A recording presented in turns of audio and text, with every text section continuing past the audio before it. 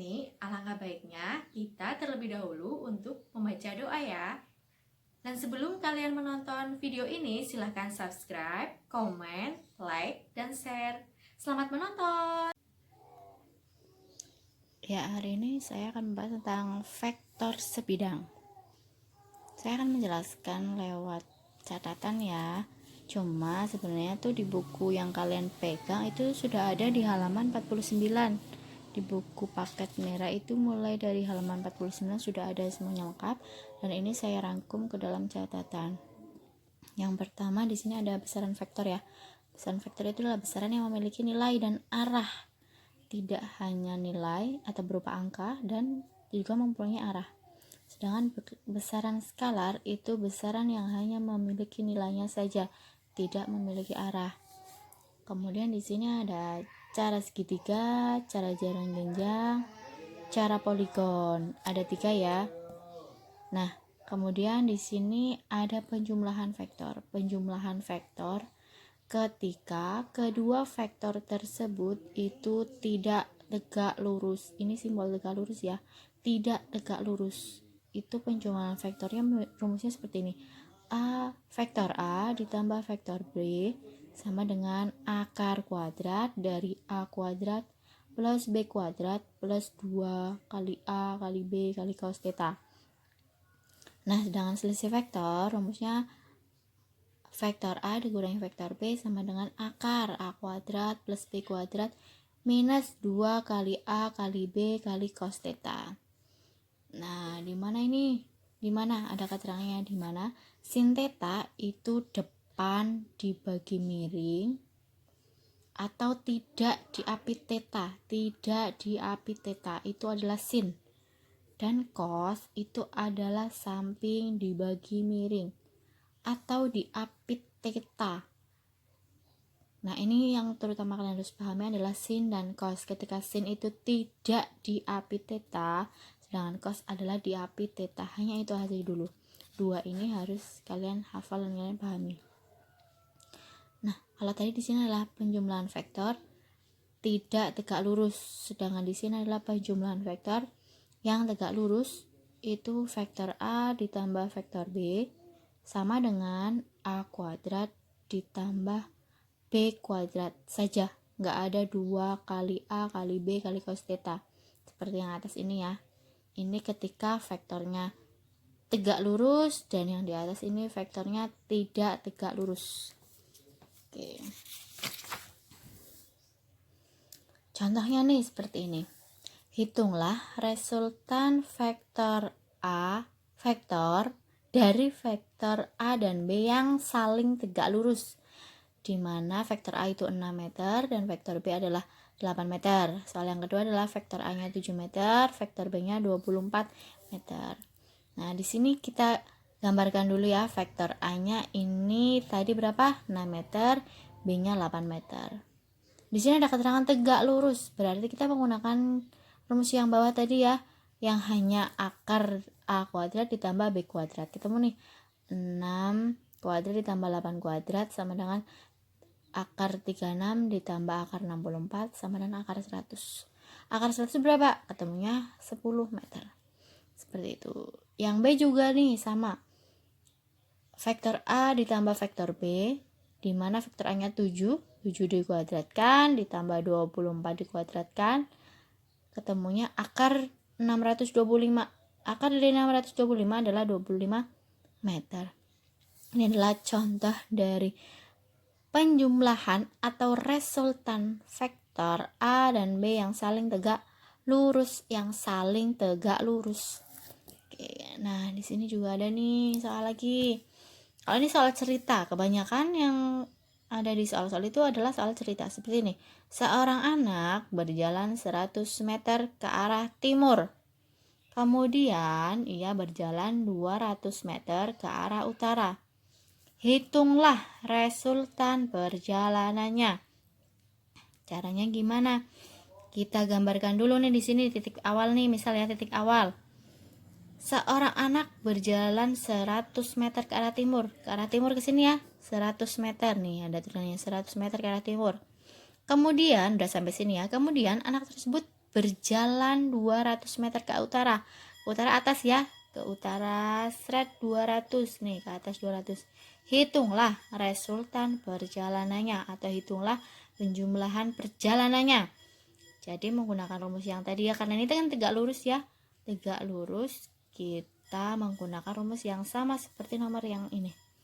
Akar A kuadrat ditambah B kuadrat, akar 100 kuadrat ditambah 200 kuadrat, ketemunya akar 50.000 kuadrat, sama dengan akar 50.000 kuadrat adalah 100 akar 5 meter.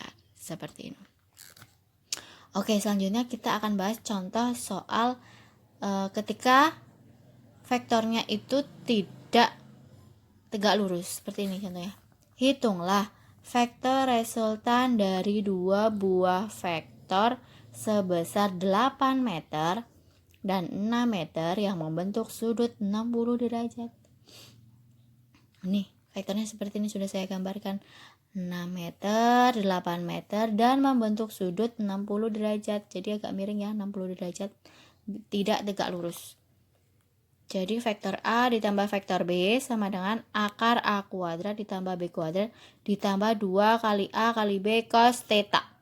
Sama dengan akar A kuadratnya tadi 8 meter kuadrat ditambah B-nya 6 kuadrat ditambah 2 kali A-nya 6, B-nya 8, cos theta-nya 60 derajat. Kita masukkan akar 64 ditambah 36 ditambah ini 2 kali 6 kali 8 ketemunya 96.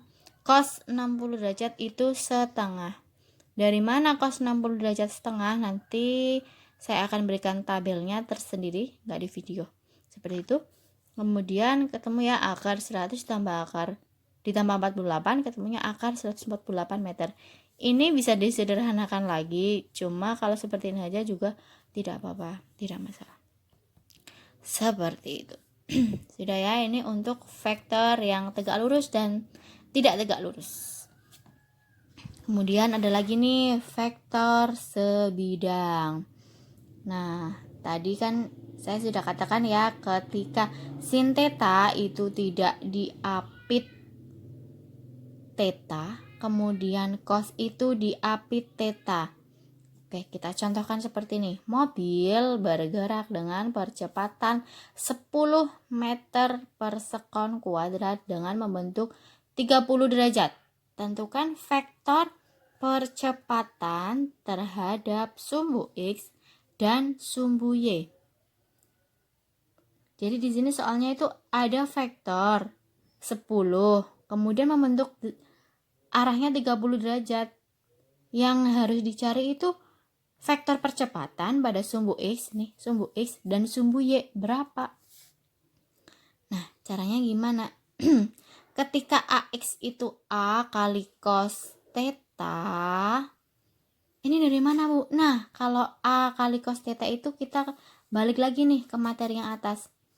Ketika kita punya gambar seperti ini, AX sama AY, vektor A sama dengan akar AX kuadrat ditambah vektor AY kuadrat. Di mana AX-nya itu adalah A cos theta. Kenapa AX yang di sini AX adalah A cos theta? Tadi kan sudah ada rumus patokan ya. Ketika tetanya diapit, ini kan tetanya diapit ya. Berarti AX sama dengan A kali cos theta. Tetanya kan di sini ya. Sedangkan AY yang di sini kan tidak diapit theta. Jadi AY adalah A dikalikan sin theta karena AY tidak diapit theta. Seperti itu. Ketika saya ulangi lagi ya, ketika AX itu diapit theta nih, kan di sini ya diapit theta A dan AX itu mengapit theta. Jadi AX-nya itu adalah cos. Tapi ketika AY di sini tidak diapit theta, tetanya kan di sini ya, bukan di sini. Tidak diapit theta itu A sin theta. Nih, jadinya rumusnya seperti ini. Nah, kita masukkan ya, kita balik lagi. AX tadi kan A cos theta, A-nya 10, cos-nya 30 derajat, jadi cos 30 derajat 10 kali setengah akar 3. Cos 30 derajat itu adalah setengah akar 3. Ketemunya 5 akar 3. Jangan lupa satunya meter per sekon kuadrat. Seperti itu. Kemudian AY nih, ada AY. AY berapa tadi? AY adalah A kali sin theta. A-nya 10, sin theta-nya 30 derajat. 10 kali sin 30 itu adalah setengah. Jadi ketemunya 5 meter per sekon kuadrat. Seperti itu. Ada lagi gambarnya beda lagi nih Bu. Nah, gambarnya seperti ini nih. Beda lagi. Gambarnya seperti ini ya awalnya ya. Ada vektor F1. Tadi kan pakai A, sekarang kita ganti F. Nggak masalah, nggak apa-apa. Ini hanya simbol saja. F1 ke atas, F2 ke arah sumbu X. Tetanya di sebelah sini. Nah, gimana caranya nih? Kok tetanya di sebelah sini sih? Bikin bingung ya? Oke.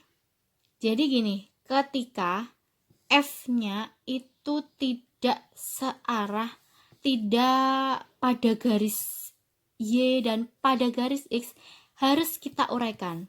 Sedangkan di sini untuk F2 itu adalah segaris sumbu X. Jadi ini nggak usah kita uraikan. F2 ya, F2-nya di sini ketahui 10 ya hanya 10, langsung 10.